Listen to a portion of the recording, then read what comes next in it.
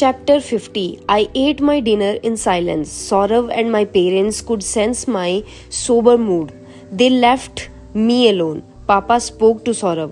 What's the point of your cyber safe job now? What do you mean, uncle? Saurav said, eating his dietary allowance of 2 small chapatis as slowly as possible. The Auroras gave you so much money. You have startup capital now. Many of my Marwari's friends' children have started their own business, Papa said. Actually, I did have an idea. Something Keshav and I could do. What? I said, speaking for the first time that evening. Combine the detective agency with the child security software company. Child security? Papa said. Parents are worried about what their kids are doing on their phones. We can make apps that keep children's phones safe. Alert parents if something seems wrong. That's good actually, I said. It will have a lot of demand behind every kid with a phone. There are worried parents. Do it then, Papa said. What about my IPS preparation? I said. What's the point of it? Less than 0.1% chance of selection. Even then, they will shunt you around remote corners of India, make you stuck up to politicians. Do your own things. You have the capital to open your own office and even hire a small team. We do, Saurav said in an excited voice. What say bhai? We could, I said. Why is your mood is so off these days? Ma said. She added more bangan bharta to my plate. I'm okay, I said. How's Alia Arora and her family? Ma said. I looked up at my mother at the mention of Alia's name. Must be fine. Their daughter is doing better last I heard. Not in touch, Ma said.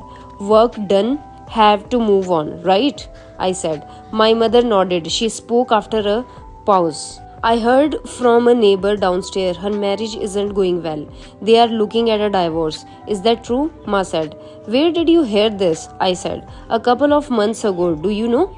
First, Ma, I don't gossip about my clients. Second, no, her marriage is fine. Sia coming back has brought the whole family back together.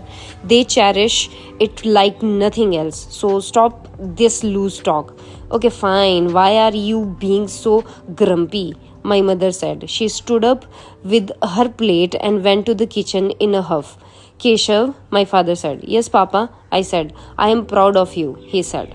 I sat in my balcony, staring at her apartment in the opposite tower. Like every night, her lights went off at 11 p.m. Unlike before, she no longer messaged me around this time. I could evade thoughts about her in the daytime, but the nights were difficult.